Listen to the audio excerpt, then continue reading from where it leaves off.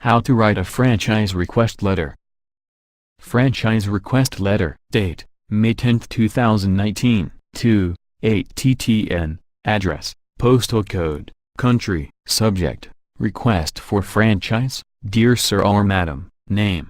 Let me introduce myself to you firstly. I am, name, and I am a franchise for describe franchise. I have about, NR, outlets all over America. I offer various, type of companies and outlet. I have been informed by, refer contact, that you are looking for a franchise dealer who can give you outlets for your products to be put on display. I request you to check with my number of outlets and the kind of advertising we give to products before deciding whether or not to give us the franchise offer. I have enclosed a brochure which talks in brief about the franchise outlets we have. I propose to call on your offers by Friday to discuss more on the business prospects. If you have any questions before, please feel free to contact me directly. Thank you for your time and consideration. Yours sincerely, name. Signature, formal name plus title. Check out and download the template. www.allbusinesstemplates.com